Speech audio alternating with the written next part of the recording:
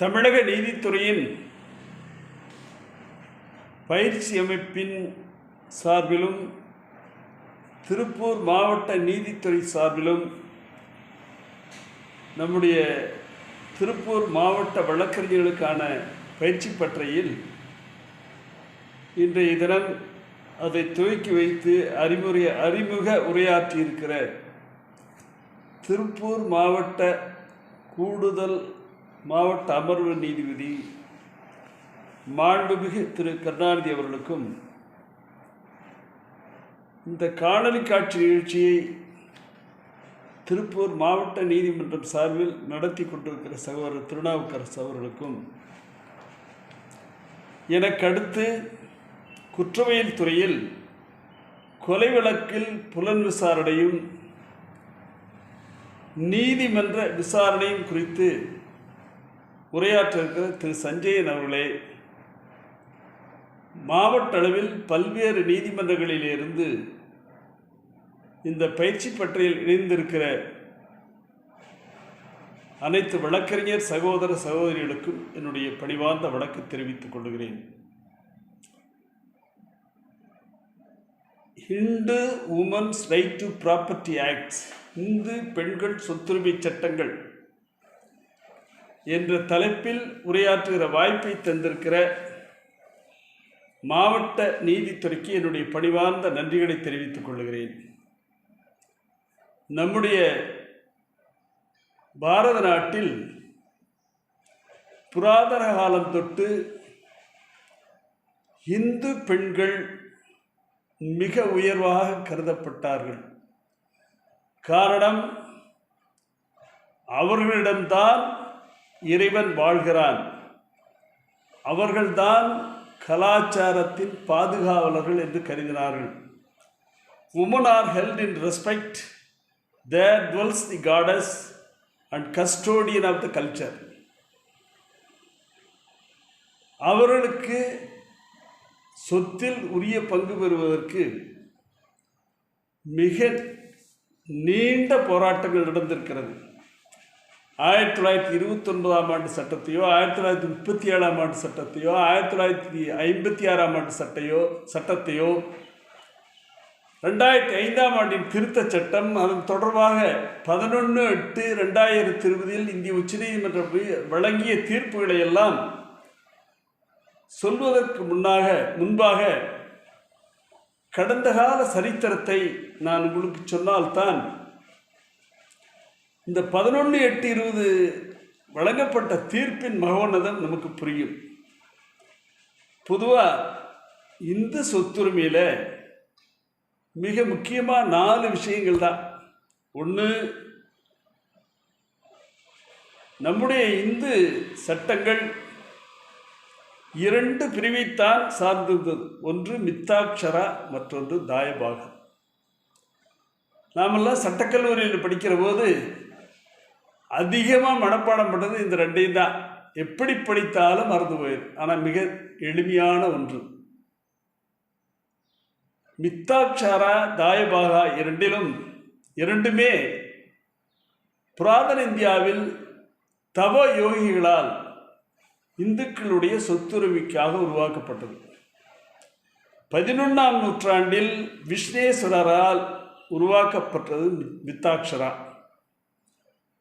12ஆம் நூற்றாண்டில் சீனுத்து வாகனால் உருவாக்கப்பட்டது தாயபாகா.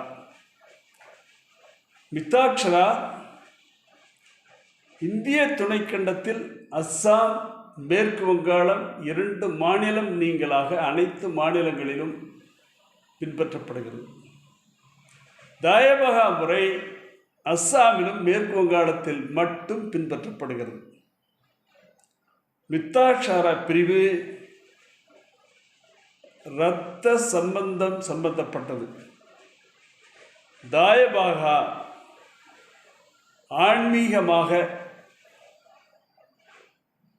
ஆன்மீக கருத்துக்களின் அடிப்படையில் பின்பற்றப்பட்டது.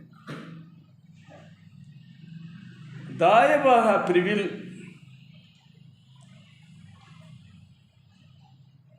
குழந்தைகள், ஆண் மக்கள், வாரிசுகள் புராதன சொத்தில் அவர்களுடைய தந்தை இறந்தால்தான் பாகம் பெறுகிறார்கள். பெண்கள் சீதனமும் கணவன் சொத்தில் பங்கும் பெற முடியும். மிக்தாஷாரா பிரிவில் ஆண்மகன், அவனின் மகன், மூன்றாம் தலைமுறை பேரன் ஆகியோர் பிறந்த உடனே சொத்தின் பாத்தியஸ்தர்கள் ஆகிவிடுகிறார்கள். பெண்கள் சொத்தில் பாகம் கோர முடியாது. அடுத்த 2 முக்கியமான விவரங்கள் இந்து கூட்டு குடும்பம், கோபார்சனரி. இந்து கூட்டு குடும்பத்தில் ஹிந்து ஜாயிண்ட் ஃபேமிலி பெண்களும் உறுப்பினர்களாக இருக்கலாம். ஆண், அவர் மனைவி, தாய், திருமணமாகாத மகள்கள். இந்து குடும்பத்தில் ஒரு பொது ஆண், அவன் மனைவி, மக்கள் கூட இருக்கலாம். 2 ஆண் உறுப்பினர்கள் இருந்தால்தான் கூட்டு குடும்பம் என்பது அவசியமில்லை. சொத்துக்கள் பொதுவாக இருக்கும். பாகப்பிரிவினை ஆனவுடன் கூட்டு குடும்பம் முடிவுக்கு வந்துவிடும்.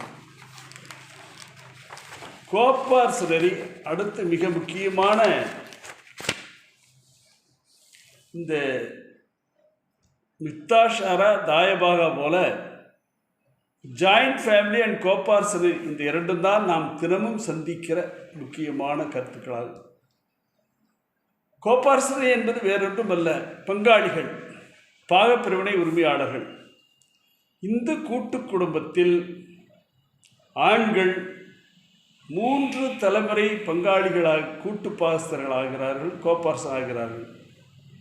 கூட்டு குடும்ப சொத்தில் மகன், மகனின் மகன், மகனின் பேரன் என்ற பங்காளிகள் உரிமையாளர் ஆகிறார்கள். பெண்களுக்கு ஆயுள் வரை ஜீவனாம்ச பாத்தியம் மட்டும். திருமணமாகாத பெண்கள் திருமண செலவை பெறுகலாம். கூட்டு குடும்ப உறுப்பினர்கள் கூட்டு குடும்ப சொத்துக்களை தங்களுக்காகவும் மற்ற உறுப்பினர்களுக்காகவும் பாதுகாக்கிறார்கள். கூட்டு பாகஸ்தருடைய பங்கு மாறும். ஒன்று, ஒருவர் இறந்தால் பங்கின் அளவு கூடும், ஒருவர் பிறந்தால் பங்கின் அளவு குறையும். சரி, கூட்டு குடும்ப சொத்து, பங்காளிகள் சொத்து, வாட் இஸ் கோஆபரேட்டிவ் ப்ராப்பர்ட்டி? பிதுராஜ்ய சொத்துக்கள். பிதுராஜ்ய சொத்துக்கள் இருந்து கிடைத்த வருமானத்தை கொண்டு வாங்கிய சொத்துக்கள். உறுப்பினர்கள் அனைவரும் ஒன்றாக சேர்ந்து வாங்கிய சொத்துக்கள். இந்த மிக்தாச்சாரா, தாயபாகா, கோபார்சனரி, ஜாயிண்ட் ஃபேமிலிக்கு 2 உதாரணத்தை சொல்கிறேன், உங்களுக்கு சுலபமாக புரிஞ்சுக்கு. உதாரணமாக மிக்தாச்சாரா பங்காளிகளில் தகப்பனார் 3 மகன்கள் இருக்காங்க. தகப்பனார் அவருக்கு 4 ஒரு பங்கு, 3 மகனுக்கு 4 ஒரு பங்கு, 4 ஒரு பங்கு. தகப்பனார் இறந்து விட்டால் அந்த 4ல் ஒரு பங்கு திரும்ப மக்களுக்கே செல்கிறது, கூடுகிறது, அவர்களுக்கு பங்கு சேருகிறது. ஆனால் தாயபாகாவில் தகப்பனார் இருந்தால் 3 ஆண்களும் ஆணுக்கு நேரடியாகவே 3ல் ஒரு பாகம், 3ல் ஒரு பாகத்தை அடைகிறார்கள். இன்னொரு உதாரணம் சொல்ல வேண்டும் என்று சொன்னால், மிக்தாச்சாரா கூட்டு குடும்பத்தில் 3 சகோதரர்கள், ஒரு சகோதரர் இருந்தால் அந்த சகோதரருடைய 3ல் ஒரு பாகம் மற்ற சகோதரர்களுக்கு எல்லார் ஜாதி ஆளுக்கு சரிவாதியாக போகிறது. இது மிக்தாச்சாரா. தாயபாகா கூட்டு குடும்பத்தில் ஒருவர் இறந்தால் அது மற்ற சகோதரர்களுக்கு போவதில்லை. இறந்து போனவருடைய விதவை, மகள், மகளின் மகன், தாயார் ஆகியோர் அடைகிறார்கள். தான் இந்த 2 ஸ்கூலுக்கும் இருக்கிற மிக முக்கியமான வித்தியாசம். நீங்கள் இந்த நாட்டில் ஆங்கிலேயர்கள் 1600ஆம் ஆண்டிலே வியாபாரத்திற்கு அவர்கள் ஆட்சியாளர்களாக மாறினபோது வாரன் ஹேஸ்டிங்ஸ் இந்த நாட்டினுடைய சட்டத்தை, அதுவும் சொத்துரிமை சட்டத்தை எழுத வேண்டும் என்று நினைத்த போது கோல்ப்ரூக் என்ற ஆசிரியர் மிக்தாச்சாரா, தாயபாகா 2 சட்டங்களையும் மொழிபெயர்த்துத்தான் ஆங்கிலேயர்கள் கோடிஃபைட் லாஸ் உருவாக்கினார்கள். ஆங்கிலேயருடைய ஆட்சி காலத்தில்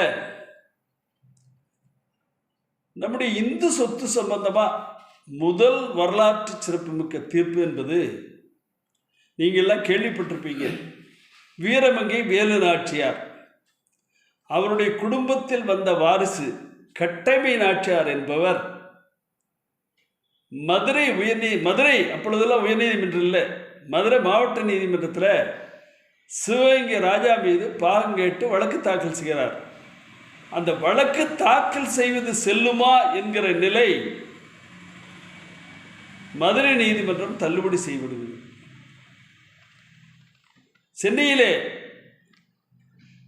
சென்னை நீதிமன்றத்திற்கு செல்கிறது. சாதர் அதாலத் என்பார்கள்.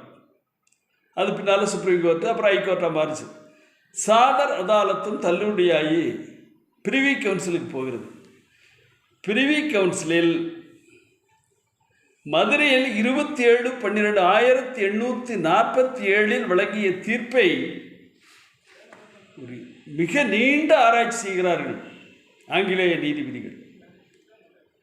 1853ஆம் ஆண்டு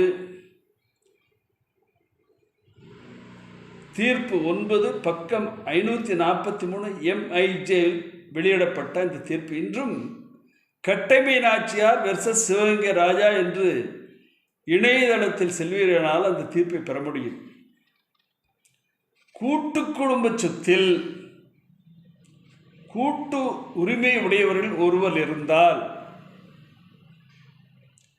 உயிருடன் இருக்கும் மற்றவர்கள் அவர் பங்கை அடைவார்கள், சர்வைவர்ஷிப். அதே சமயம் அவர்களுக்குள் பாகம் ஏற்பட்டு இறந்தவரின் பாகம் தனி சொத்தாக கருதி அவரின் வாரிசுகளை அடைவார்கள். இதான் ஃபர்ஸ்ட் ஜட்ஜ்மெண்ட், ஹிஸ்டாரிக் ஜட்ஜ்மெண்ட். ஆக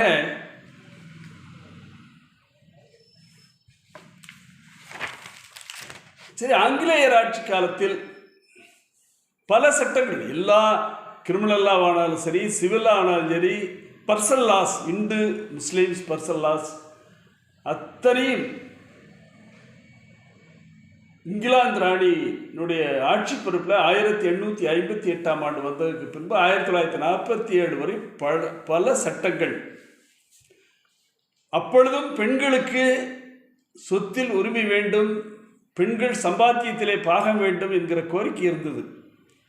அதனுடைய விளைவாக 24/2/1874 திருமணமான பெண்கள் சொத்துரிமை சட்டம், the first act for the woman.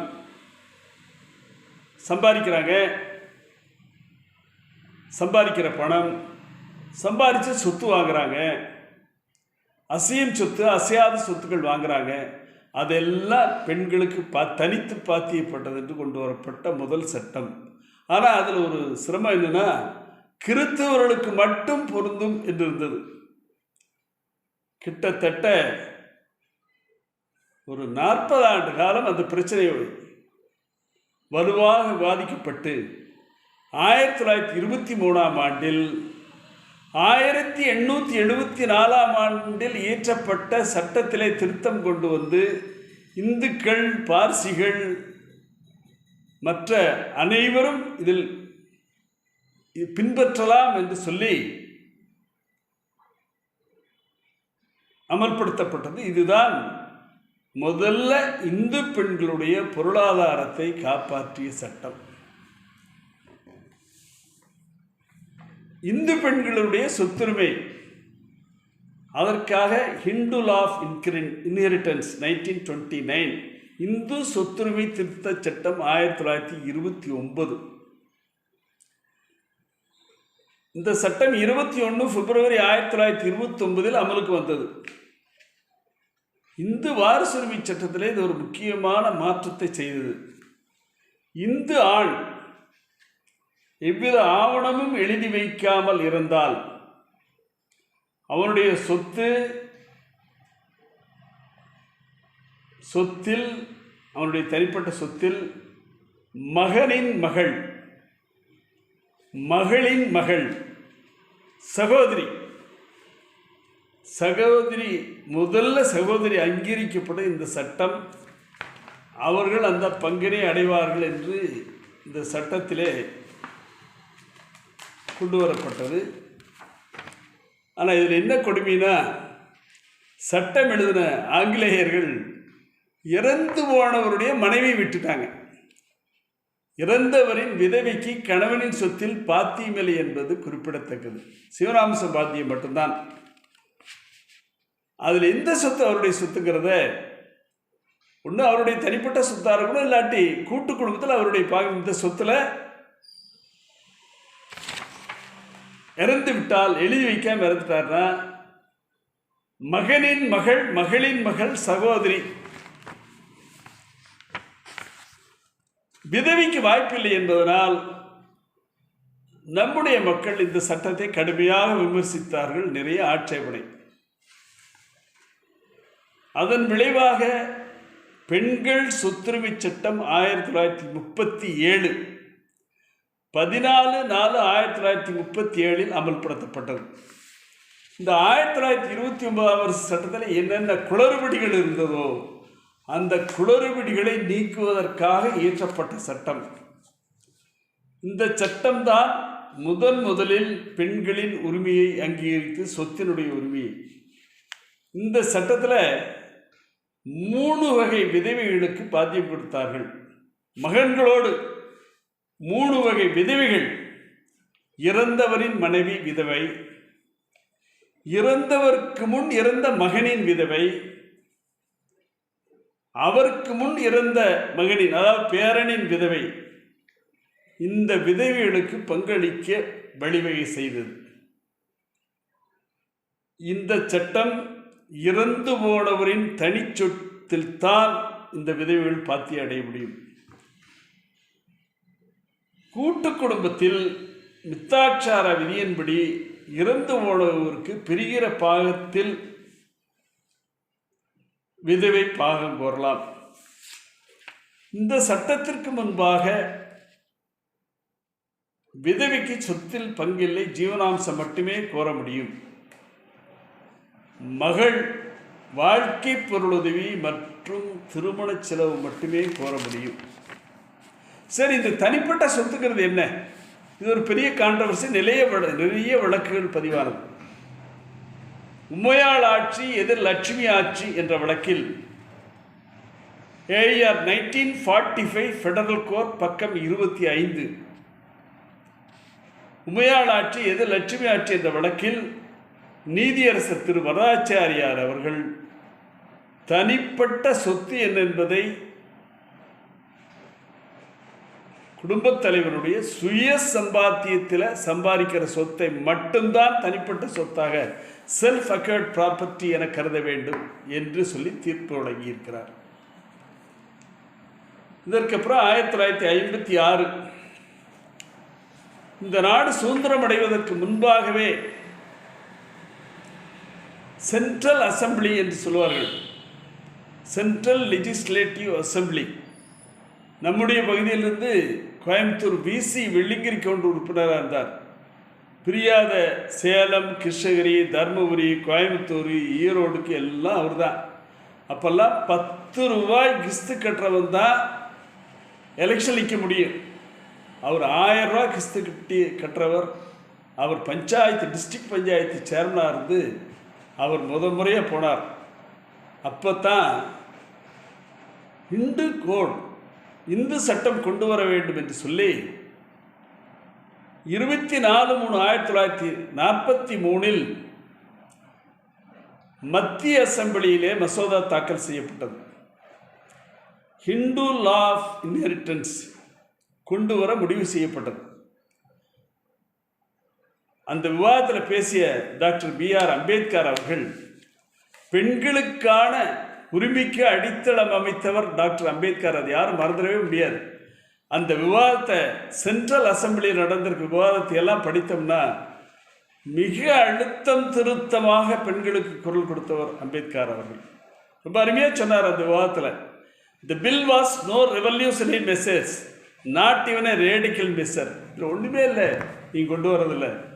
அதற்கு பின்புதான் BN ராவ் தலைமையில் ஒரு கமிட்டி அமைத்து Hindu law committee headed by BN Rau 21/1/1944 அமைக்கப்பட்டது. இதுதான் 1956 சட்டத்துக்கு முன்னோடி அமைந்தது. 1947 ராவ் கமிட்டி அறிக்கை தாக்கல் செய்தது. அதிலேயும் பெண்களுக்கு, இந்து பெண்களுக்கு எவ்விதமான முக்கியத்துவம் கொடுக்கப்படவில்லை. இந்தியாவில் இருக்கிற இந்து பெண்கள் அமைப்புகளாம் பெரிய போராட்டம். அம்பேத்கர் அவர்கள் அரசியலமைப்பு சட்டத்தை 1950 ஜனவரி மாதம் 26 அமல்படுத்திய போது பிரிவு 14 சம அந்தஸ்து தர வேண்டும், பிரிவு 15 ஜாதியின் பாரில், மதத்தின் பாரில், பாலினத்தின் பாரில் ஒருவருடைய உரிமையை பறிக்கக்கூடாது, 16 சம வாய்ப்பு பணிகளில் தர வேண்டும் என்று சொல்லி 14, 15, 16 பிரிவில் பெண்களுக்கு உரிமை வழங்க வேண்டும். பெண்களை செக்ஸ் ரீதியாக டிஸ்கிரிமினேட் பண்ணக்கூடாது என்று கொண்டு வந்தார். அதனுடைய விளைவாக இந்து வாரிசுரிமை சட்டம் 17/6/1956 என்று அமலுக்கு வந்தது. பெண்களுக்கு இருந்த லிமிட்டட் ரைட்ஸ் ரத்தாயிடுச்சு. மகள், விதவை, தாகியோர் முதல்நிலை வாரிசுகளாக கருதப்பட்டார்கள்.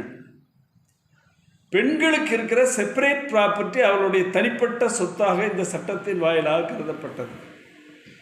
இந்த சட்டத்தின் முன்னுடிமான மசோதா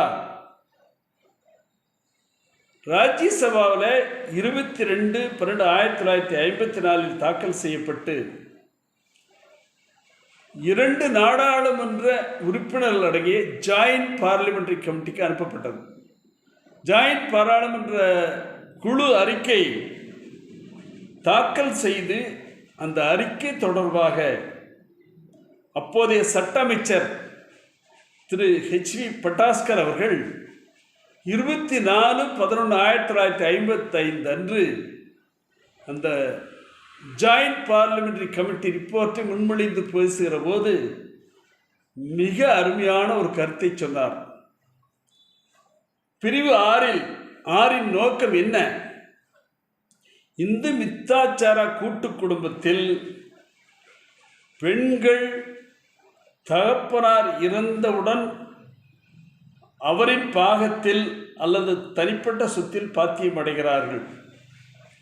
மகனைப் போல் உடனே பாத்தியம் அடைவதில்லை என்று சொன்னவர் அடுத்த ஒரு வரி சொன்னார். இந்த 6வது பிரிவில் பிறப்பால் பெண்களுக்கு சொத்தில் சம உரிமை தர வேண்டும் என்று சொல்லி அவர் சொன்னார்.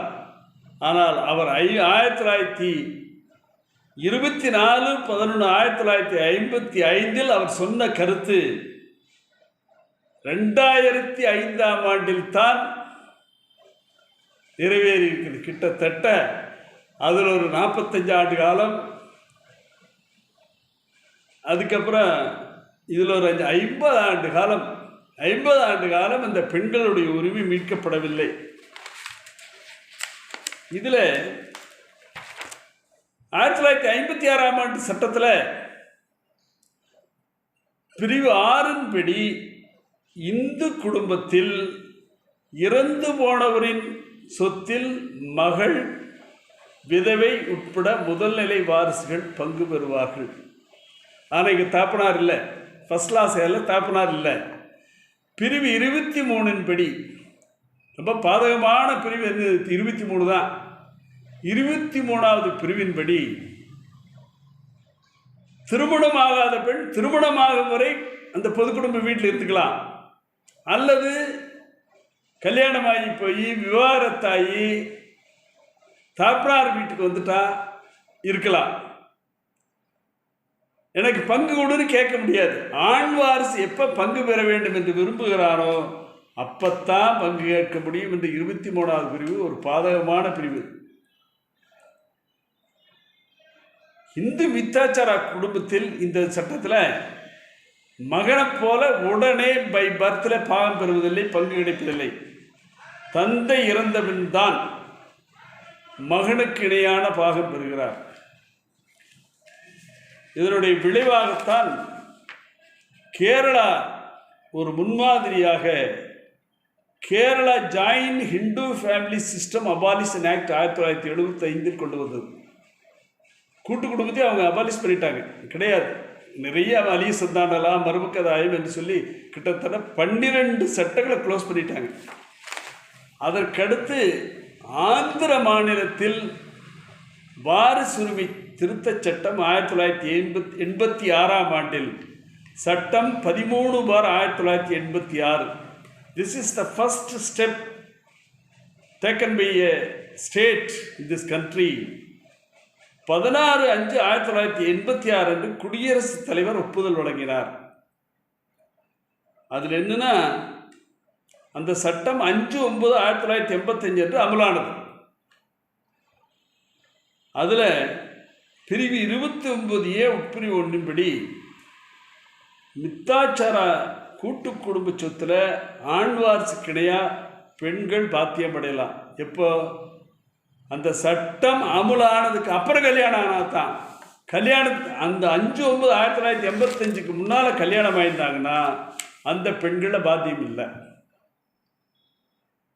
திருமணமான பெண் திருமணமாகாத பெண் என்கிற பிரிவினை மூலம்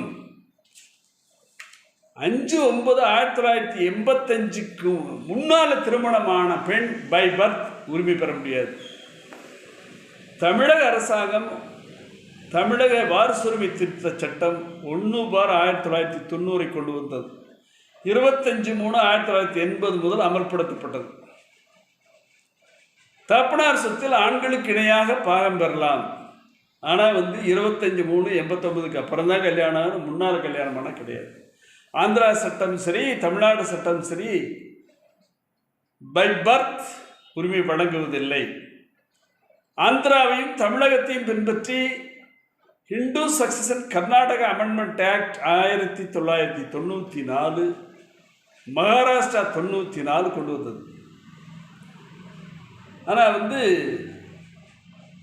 ஆந்திரா சட்டமும் தமிழ்நாடு சட்டமும் நம்முடைய இந்திய திருநாட்டில் இருக்கிற பெண்கள் அமைப்பு ஏற்றுக்கொள்ளவில்லை.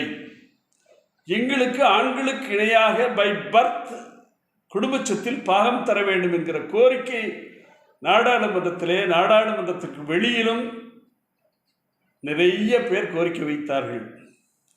இதற்காக தேசிய சட்ட ஆணையத்திடம் property rights of women proposed reform under Hindu law என்ற தலைப்பில் மத்திய அரசாங்கம் அந்த பணியினை கொடுத்தது.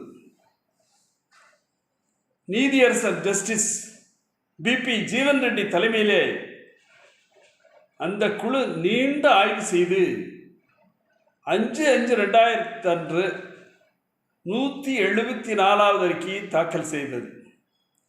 அதில் மிக தெளிவா இந்து வாரிசுரிமை சட்டம் 1956 டாக்டர் B.R. அம்பேத்கர் அவர்களால் நியமிக்கப்பட்ட B.N. ராவ் கமிட்டி அறிக்கையின்படி மித்தாச்சாரா கூட்டு குடும்பம் என்பதை நீக்க வேண்டும். 1956 ஆண்டு சட்டத்தில் பிரிவு 6 முழுமையாக நீக்க வேண்டும் அல்லது மாற்றி அமைக்க வேண்டும். ஏனென்றால் பிரிவு 6 ஆண்களுக்கு இணையாக பெண்கள் பங்கு பெறுகிற வாய்ப்பில்லை. ஆகவே மித்தாச்சாரா கூட்டு குடும்பம் என்ற அம்சத்தை எடுக்க வேண்டும் என்று சொல்லி முதல் சிபாரிசு. காரணம், அரசியலமைப்பு சட்டத்திலே சொல்லப்பட்டிருக்கிற அரசியலமைப்பு சட்டத்திலே 15 சொல்லப்பட்டிருக்கிற ஆண்கள் பெண்கள் என்று பாகுபாடு செய்து அவருடைய உரிமைக்கு பங்கம் விளைவிக்க கூடாது என்ற அரசியலமைப்பு சட்டத்திலே 14 சொல்லப்பட்டிருக்கிற ஈக்குவாலிட்டி, 15 சொல்லப்பட்டிருக்கிற பாகுபாடுகள் எல்லாம் வரக்கூடாது என்பதை தேசிய சட்ட ஆணையம் குறிப்பிட்டு சொல்லி ஆண்களுக்கும் பெண்களுக்கு இணையாக பெண்களுக்கு ஆண்களுக்கு இணையாக பிறப்பால் சொத்தில் பங்கு பெறும் வண்ணம் பிரிவு 6 மாற்றி அமைக்க வேண்டும் என்று வலியுறுத்தியது. கட்டாயிடுச்சு.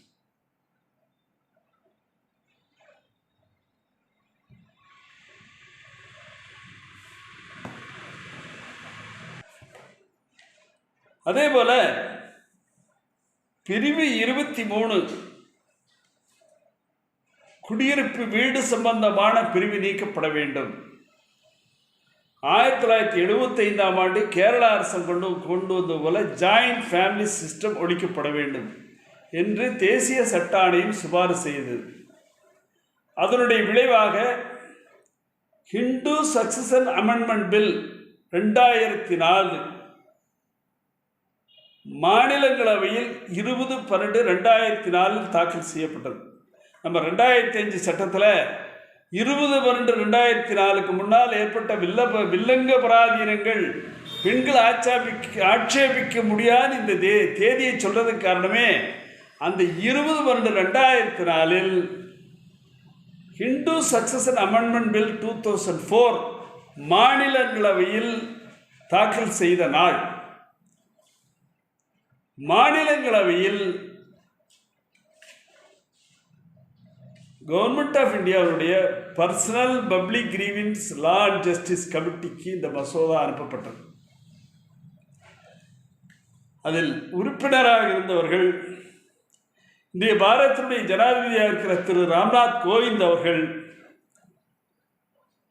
நம்முடைய தமிழகத்தினுடைய ஆளுநராக இருந்த PC அலெக்சாண்டர் அவர்கள், கேரளாவினுடைய மூத்த நாடாளுமன்ற உறுப்பினர் வர்க்கலா ராதாகிருஷ்ணன் அவர்கள், நம்முடைய வடக்கரியன் சமுதாயத்துக்கே பெருமை சேர்த்த முன்னாள் அகில இந்திய பார் கவுன்சில் தலைவர் திரு ராம்ஜெத் மலானி அவர்கள், இன்றைய மேற்கு வங்காள முதலமைச்சர் மம்தா பானர்ஜி அவர்கள், பீகார் மாநிலம் தாரிக் அன்வர், கர்நாடகாவினுடைய ஓய்வு பெற்ற தலைமை நீதிபதி நாடாளுமன்ற உறுப்பினர் NY அனுமந்தப்பா அவர்கள், அந்த குழுவில் தமிழ்நாட்டிலிருந்து தாராபுர சின்ன ஊரில் அந்த பெரிய ஜாம்பவான்கள் மத்தியில் என்னையை நியமிச்சிருந்தாங்க. அதில் அந்த சட்ட மசோதா சம்பந்தமாக நீண்ட விவாதங்கள், பல திருத்தங்கள், இடையிலே திருமதி பிருந்தா கரத் அவர்களும் உறுப்பினராக இணைந்து எங்களோடு வந்தார்கள். நல்ல விவாதங்கள் எல்லாம் சொல்லி எங்கள் குழு நீண்ட ஆய்வுக்கு பின்னர் 15/5/2005 அன்று நாங்கள் அதை நாடாளுமன்ற இரு அவைகளிலும் எங்களுடைய அறிக்கையை தாக்கல் செய்தோம். எங்களுடைய அறிக்கையில் எல்லா சட்டங்களையும் நாங்கள் விவாதித்திருந்தாலும் மிக முக்கியமாக 3 கருத்துக்களை வலியுறுத்தினோம். ஒன்று, பெண்களுக்கு பிறப்பால் ஆண்களுக்கு இணையான சொத்துரிமை வழங்க வேண்டும். இரண்டாவது, வித்தாச்சார கூட்டு குடும்பத்தில் தமிழ்நாடு ஆந்திரா மாநில சட்டங்கள் போல திருமணமானவர் திருமணமாகாதவர் என்ற பாகுபாடு கூடாது. இந்த 2004 சட்டத்தில் அந்த மாதிரி ஒரு பிரிவு வந்துவிடக்கூடாது என்று சொல்லி அதை கடுமையாக சிபாரிசு செய்திருந்தோம். குடியிருப்பு வீடு சம்பந்தமாக பிரிவு 23 நீக்கப்பட வேண்டும். பிரிவு 24 இறந்து போன மகனின் விதவை மறுமணம் செய்தால் சொத்தில் பங்கில்லை என்கிற அதை நீக்கப்பட வேண்டும் என்று சொல்லி நாங்கள் சிபாரிசு செய்திருந்தோம். எங்களுடைய சிபாரிசில் நாங்கள் நிறைய கிட்டத்தட்ட 100 திருத்தம் கொடுத்தோம். கிட்டத்தட்ட எல்லா திருத்தம் 95% எங்களுடைய திருத்தங்களை ஏற்றுக்கொண்டார்கள். ஏற்றுக்கொண்டு இந்து வாரிசுரிமை திருத்த சட்டம் 2005 39/2005 9/9/2005 என்று அமலுக்கு வந்தது. இப்போ இன்னைக்கு தான் பெண்களுக்கு வழக்கு தாக்கல் செய்கிற நாமெல்லாம் பின்பற்றுகிற இன்னைக்கு இருக்கிற பிரச்சனை இதுதான். இதுக்கு முன்னால் சொன்னதெல்லாம் கதைகள். இன்றைக்கு செயல்பாடு இன்னைக்கு தான். இந்த சட்டத்தில் இந்திய உச்சநீதிமன்ற தீர்ப்புக்கு முன்னால் இருக்கிற நிலை என்ன என்பதை சொல்லி தீர்ப்பிற்கு அப்புறம் என்ன என்பதை பின்னாலே சொல்லுகிறேன். 1956ஆம் ஆண்டில் வாரிசுரிமை சட்டம் பிரிவு 6 முழுமையாக நீக்கிவிட்டு திருத்தம் செய்யாமல் Section 6 totally removed and substituted a new section புதிய பிரிவு 6 சேர்த்துள்ளார்கள். பிரிவு 2 உட்பிரிவு 2 ஹிந்துஸ் பை ரிலிஜன் என்பது நீக்கப்பட்டுள்ளது. செக்ஷன் 23, 24, 23, 24 முழுமையாக நீக்கிட்டாங்க. மகள்கள் மகன்களுக்கு இணையாக கூட்டு பாகஸ்தர்கள் ஆகிறார்கள், பங்காளிகள் ஆகிறார்கள். இந்த பிரிவில் 6(3) படி தகப்பனார் 9/9/2005 முன்னால் இறந்திருக்கக்கூடாது, உயிரோடு இருக்கணும். பிரிவு 6(1) புரவிசோவின் படி 20/12/2004 முன் ஏற்பட்ட வில்லாங்க அபராதங்களை மகள் ஆட்சேபிக்க முடியாது. 9/9 இந்த சட்டம் அமலுக்கு வந்த 9/9/2005 அன்று மகள் உயிருடன் இருக்க வேண்டும். Living daughter entitled get share from the living father. இதுதான் பெரிய கான்ட்ரவர்சியா போன சுப்ரீம் கோர்ட்டுக்கு. 1956 ஆண்டு சட்டம் பிரிவு 6 சொல்லப்பட்ட பிரிவு 6 உட்பிரிவு 2 சொல்லப்பட்ட எக்ஸ்பிளனேஷன் நீக்கப்பட்டது. யாருக்கு பொருந்தும் என்பதை இந்திய உச்சநீதிமன்றம் வரை சென்று 17/6/1956 முன் பிறந்த பெண்கள், 17/6/1956 முதல் 8/9/2005 பிறந்த பெண்கள், 9/9/2005 பின் பிறந்த பெண்கள், இவர்கள் எல்லாம் இதில் சொத்துல பாத்தியம் அடையலாம். இந்த பிரிவு 6(5) ஒரு முக்கியமான பிரிவு. அதில் 20/12/2004 முன் ஏற்பட்ட பதிவு கராரை பெண் வாரிசுகள் ஆட்சேபிக்க முடியாது, இன்க்ளூடிங் கோர்ட் ஃபைனல் டிகிரி. பிரிவு 6(4) பயஸ் அப்ளிகேஷனை பொறுத்தவரையிலும் இந்த சட்டம் அமலானதுக்கு முன்னால் ஏற்பட்டிருக்கிற கடன்களை மட்டும் பெண் கட்ட கடமைப்பட்டிருக்கிறவர், அதற்கு பின்னால் அல்ல. இந்த சட்டம் வருங்காலத்திற்கு பொருந்துமா, பிராஸ்பெக்டிவா, ரெட்ராஸ்பெக்டிவா, கடந்த கால நிகழ்ச்சிக்கு பொருந்தக்கூடியதா, பின்னோக்கி செயல்படக்கூடியதா? இதில் சுப்ரீம் கோர்ட் பல வழக்குகள் பலவாறு தீர்ப்பு வழங்கியது. குறிப்பாக ஜி சேகர் வெர்சஸ் கீதா என்ற வழக்கில் 2009 6 SCC பக்கம் 99 இந்த வழக்கில் உச்சநீதிமன்றம் பிராஸ்பெக்டிவ் என தீர்ப்பு வழங்கியது. பிரகாஷ் வெர்சஸ் பூலாவதி 2016 2 SCC 36 வழக்கில் 2 நீதிபதிகள் அடங்கிய உச்சநீதிமன்றம் பிராஸ்பெக்டிவ் என தீர்ப்பு வழங்கியது.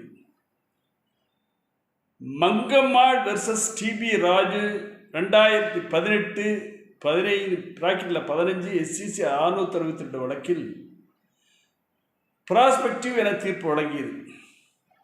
ஆனால் தனம்மா வெர்சஸ் அன்வர், இது கர்நாடக மாநிலத்தில் சம்பந்தப்பட்டது. இந்த வழக்கில் 2019 6 SCC 162 ரெட்ரோ ஆக்டிவ் என தீர்ப்பு வழங்கியது. மும்பை உயர்நீதிமன்றம் BS பண்டாரி எதிர் OS பண்டாரி வழக்கில் 2014 SCC ஆன்லைன் பாம்பே 908 பிரிவு 6(1) உட்பிரிவு A பிராஸ்பெக்டிவ், 6(1)B(C) ஆகியன ரெட்ராக்டிவ், 6(2) ரெட்ராக்டிவ் என தீர்ப்பு வழங்கியது. இந்த பிராஸ்பெக்டிவ்னா வருங்காலத்துக்கு தான், ஃபியூச்சருக்கு தான். ரெட்ரோ ஆக்டிவ்னா பின்னோக்கி செயல்படுகிற வகையில், ரெட்ராஸ்பெக்டிவ் கடந்த காலத்துக்கு பொருந்தக்கூடியவை. இதில் எல்லாம் கூட குழப்பம் இல்லை. இந்த பிரகாஷ் வெர்சஸ் பூலாவதி என்கிற வழக்கிலும் தனம்மா வெர்சஸ் அன்வர் என்கிற வழக்கிலும் ஏற்பட்ட தீர்ப்புகள் தான் சுப்ரீம் கோர்ட்டுக்கு 3 நீதிபதிகள் அமர்வுக்கு செல்ல வேண்டிய சூழ்நிலைக்கு வந்த காரணம், பிரகாஷ் வெர்சஸ் பூலாவதி வழக்கில் 9/9/2005 அன்று மகளும் உயிருடன் இருக்க வேண்டும், தந்தையும் உயிருடன் இருக்க வேண்டும். அப்பொழுதுதான் இந்த சட்டத்தின் வாயிலாக பெண் பாகம் கேட்க முடியும் என்று சொல்லி உச்ச நீதிமன்றம் ஒரு தீர்ப்பை வழங்கியது. தனம்மா வெர்சஸ் அன்வர் வழக்கில் இந்திய உச்ச நீதிமன்றம் பிரிவு 6 அமல்படுத்தப்பட்ட போது தனம்மாவின் தந்தை உயிருடன் இல்லை. தந்தை குருணலிங்கப்பா 2001 இறந்து விட்டார். இதில் சுப்ரீம் கோர்ட் என்ன சொல்லிடுச்சு, பை பர்த் நீ ரைட் கொடுத்துட்ட, அப்புறம் தாப்பனார் இருந்து போனதுனால எதுக்கு பங்கில்லைன்னு சொல்ற. So Supreme Court given to controversial judgments. Prakash versus Phoolavati வழக்கும் தனம்மா வெர்சஸ் அன்வர் வழக்கும் ஒன்றுக்கொன்று முரண்பட்டது. இந்த நிலையில் தான் டெல்லி உயர்நீதிமன்றம் வினீத சர்மா வெர்சஸ் ராகேஷ் சர்மா 2019 6 SCC 164 வழக்கை தீர்ப்பில் உச்ச நீதிமன்றத்திற்கு 3 நீதிபதிகள் அமர்வுக்கு அனுப்பியது. அதில் தான் நீதியரசர், ஓய்வு பெற்ற நீதியரசர் திரு அருண் மிஸ்ரா அவர்கள் தலைமையில் 3 நீதிபதிகள் அடங்கிய அமர்வு இந்த கான்ட்ரவர்சியல் ஜட்ஜ்மெண்ட்ஸ் எல்லாம் 7-8 வழக்குகள் இருந்தது. 7-8 வழக்குகளையும் ஒன்றுபடுத்தி 11/6/2020 அன்று தீர்ப்பு வழங்கினார். எனக்கெல்லாம் ஒரு மகிழ்ச்சி. அவர் அகில இந்திய பார் கவுன்சில் அருண் மிஸ்ரா சேர்மனாக இருக்கும்போது நான் வைஸ் சேர்மனாக இருந்தேன். அவர் 1999 அக்டோபர் மாதம் 25ஆம் தேதி ஜபல்பூர் பெஞ்சில் ஜட்ஜாக பதவி உயர்வு பெற்ற போது நான் சேர்மனாகி அவருக்கு ஃபெலிசிட்டேஷன் ஹைகோர்ட்டில் பேசினேன். இந்த ஜட்ஜ்மெண்ட் வந்த அன்னைக்கு டவுன்லோட் பண்ணி முழுசாக படிச்சுட்டு அடுத்த நாள் காலையில் கூப்பிட்டு அவருக்கு வாழ்த்து சொன்னேன். ஏன்னா நம்மெல்லாம் கிராமப்புற வழக்கறிஞர்கள், நம்மகிட்ட வர்றாங்க, தகப்பனார் உயிரோடு இருந்தால் தான் சொத்துல பாத்தியமா, பெண் உயிரோடு இருந்தால் தான் சொத்துல பாத்தியமா. நான் பிரகாஷ் வெர்சஸ் பூலாவதி வழக்கை பின்பற்றி பெண்ணும் உயிரோடு இருக்க வேண்டும், தகப்பனார் உயிரோடு இருக்க வேண்டும்னு சொல்கிறேன். ஆனால் நம்முடைய கோயம்புத்தூர் மூத்த வழக்கறிஞர் சஞ்சய் கிட்ட போனால் இல்லை தனம்மா வெர்சஸ் அன்வர் வழக்கில் தகப்பனார் இறந்தாலும் பெண்ணுக்கு பங்கு இருக்குன்னு சொல்லியிருக்குது. இந்த கான்ட்ரவர்சியில் சிக்கிட்டு முடிக்கிறது நாம தான், கிராமப்புறத்தில் பட்டிக்காட்டில் இருக்கிற வக்கீலுக்கு தான். ஆனால் அந்த சிக்கல்களை எல்லாம் இந்த தீர்ப்பு 11/8/20 அன்று வழங்கிய தீர்ப்பு ஒரு சிறப்பு வாய்ந்த தீர்ப்பாகும். இந்து பெண்கள் என்னைக்கு மித்தாட்சாரா தாயபாகா 11ஆம் நூற்றாண்டில் 12ஆம் நூற்றாண்டில் வந்ததோ அன்னையிலிருந்து புறக்கணிக்கப்பட்ட பெண்களை பற்றி மிக அருமையாக இந்திய உச்ச நீதிமன்றம் 1996-20 SCC 380 நம்ம பெண் வக்கீலெல்லாம் வந்திருக்கீங்க, நீங்களே அவசியம் தெரிஞ்சுக்கணும். அதில் மிக அருமையாக சுப்ரீம் கோர்ட் சொல்லியிருக்குது, son is a son until he gets a wife. A daughter is a daughter throughout her life. பேருக்கு தான் வாழ்நாள் பூரா பெண்ணாக இருக்கணும். The eligibility of a married daughter must be placed on par with unmarried daughter. Otherwise, it would be unfair, gender biased and unreasonable, liable to be struck down under Article 14 of the Indian Constitution. பெண்களை பற்றி இவ்வளோ அருமையாக உச்ச நீதிமன்றம் அது எல்லாத்தையும் இந்த தீர்ப்பில் எல்லா கருத்துகளையும் மாற்றி அமைத்து பெண்களுக்கு ஒரு முற்போக்கான தீர்ப்பை இந்திய உச்ச நீதிமன்றம் வழங்கியிருக்கிறது. 11/8 தீர்ப்பில் திருத்தச் சட்டம் பிரிவு 6(1) படி பிறப்பால் மகனுக்கு சமமாக பாகஸ்தராகிறார். பெண் நான் முதலில் சொன்னது போல கூட்டு பாச பங்காளி ஆகிறார். பிரகாஷ் பூலாவதி வழக்கில் 9/9/2005 அன்று மகளும் உயிரோடு இருக்க வேண்டும், அவள் தாப்பனும் உயிரோடு இருக்க வேண்டும் என்பது நீக்கப்பட்டிருக்கிறது. நீங்க இந்த தீர்ப்பில் 64வது பேராவில்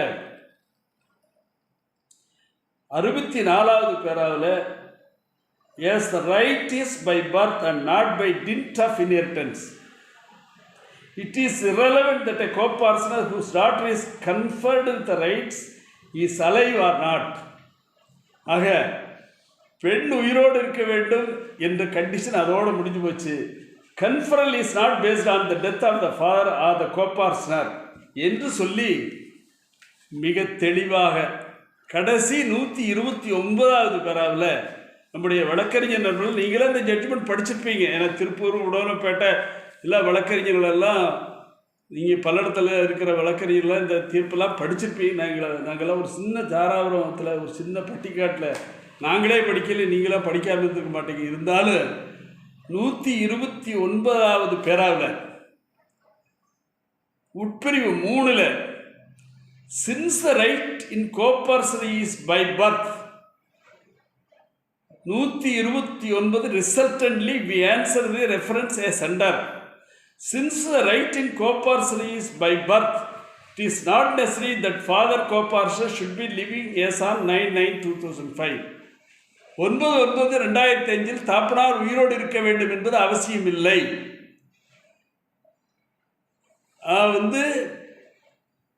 இந்த இந்திய உச்சநீதிமன்றம் தனம்மாள் வழக்கிலும் பூலாவது வழக்கிலும் சொல்லப்பட்ட மாறுபட்ட தீர்ப்புகளுக்கு ஒரு நிரந்தரமான முற்றுப்புள்ளி இந்த தீர்ப்பு வைத்திருக்கிறது. 64வது பேராவிலும் 129வது பேராவிலும் முடிவுற்று விட்டது. அத்தோடு இந்த தீர்ப்பில் மிக முக்கியம், இந்த பெண்கள் சொத்துரிமை கேட்டு பாக்கரார் தாக்கல் செய்து பிரிலிமினரி டிகிரி ஆகியிருந்தா, அதில் குறைஞ்சிருந்தா, இப்போ அதை திருத்தி இந்த சட்டத்தின் பிரகாரம் முழு உரிமை கோரலாம். இது சம்பந்தமான வழக்குகள் எந்த நீதிமன்றத்தில் இருந்தாலும் 6 மாதத்துக்குள் நீதிமன்றம் முடிக்கப்பட வேண்டும் என்ற நிபந்தனையும் இந்த தீர்ப்பிலே சொல்லப்பட்டிருக்கிறது. மேலும் இந்த பிரிவு 6(5) சொல்லியிருக்கிற பாகப்பிரிவினை சம்பந்தமாக, பாகப்பிரிவினை 20 வருட 2004க்கு முன் பதிவு செய்யப்பட்டதாக இருக்க வேண்டும். வாய்மொழி பார்க்கிறார் நீங்கள் சொன்னீங்கன்னா மியூச்சுவேஷன் ஆஃப் டாக்குமெண்ட்ஸ் உரிய ஆவணங்களோடு நீங்கள் நிரூபிக்க வேண்டும். 9/9/2005க்கு முன் ஏற்பட்ட கடன்களை கட்ட வேண்டும். 1986 ஆந்திர அரசு கொண்டு வந்திருக்க சட்டத்தில் திருமணமான பெண், திருமணமாகாத பெண் விவாதிக்கப்பட்டிருக்கிறது. பை பர்த்னு உரிமையை கொடுத்துவிட்டு திருமணமானது என்ற தடை இருக்கக்கூடாது. இன்றைக்கி தமிழ்நாடு சட்டத்திலும் அந்த தடையாக அவைகளெல்லாம் தகர்த்தெறியப்பட்டிருக்கிறது. ஆக பெண்கள் பை பர்த் ஆண்களுக்கு இணையாக பங்கு பெறுகிற ஒரு நல்ல தீர்ப்பை இந்திய உச்சநீதிமன்றம் 11/8/20 வழங்கியிருக்கிறது. பெண்களை பற்றி நம்முடைய ஷானா அலெக்சாண்டர் என்பவர் அருமையான ஒரு கருத்தினை பதிவிட்டிருக்கிறார். The law changes and flows like water, and the stream of women's rights. Law has become a sudden rushing torrent. பெண்களுக்கு நாம் முழு உரிமையை, சம அந்தஸ்தை, சம வாய்ப்பை 1929 இந்த தமிழ்நாட்டில் பெரியார் அவர்கள் சென்னையில் ஒரு மாநாடு நடத்தி, அந்த மாநாட்டிலே டாக்டர் சுப்பராயன் தமிழகத்தினுடைய தமிழர் முதலமைச்சர் தலைமை தாங்கி அந்த கூட்டத்தில் பேசுகிற போது பெண்களுக்கு சம உரிமை சொத்தில் வர வேண்டும் என்று சொன்னார். இன்றைக்கு அந்த தீர்ப்பு 11/8/2000 தீர்ப்பு இருந்த தடைகளையெல்லாம் அகற்றி இன்றைக்கு வழங்கி இருக்கிறது. இது என்னுடைய மனதில் பட்டது, என்னுடைய சிற்றறிவுக்கு உட்பட்ட எனக்கு தெரிந்த சங்கதிகளை நம்முடைய வழக்கறிஞர் சமுதாயத்தின் முன்னாலே பணிவுடன் வைத்திருக்கிறேன். ஏதாவது தவறு இருந்தால் சொல்லுங்கள், நான் திருத்திக் கொள்ளுகிறேன், பொறுத்து கொள்ளுங்கள் என்று கூறி இந்த வாய்ப்பை தந்திருக்கிற நம்முடைய மாவட்ட நீதிபதி மரியாதைக்குரிய மாண்புமிகு அம்மா அல்லி அவர்களுக்கும், இன்றைக்கு நம்மளோடு இணைந்து அறிமுகம் செய்திருக்கிற எங்களுடைய மாவட்ட கூடுதல் அமர்வு நீதி திரு கருணாநிதி அவர்களுக்கும் மற்றும் இந்த நிகழ்ச்சியை தொகுத்து வழங்கியிருக்கிற திருநாவுக்கரசர்களுக்கும் நம்முடைய மாவட்டத்தில் பல்வேறு வழக்கறிஞர் சங்கங்களிலிருந்து இணைந்திருக்கிற சகோதர சகோதரிகளுக்கும் என்னுடைய பணிவார்ந்த வணக்கங்களை தெரிவித்துக் கொள்கிறேன். நன்றி, வணக்கம்.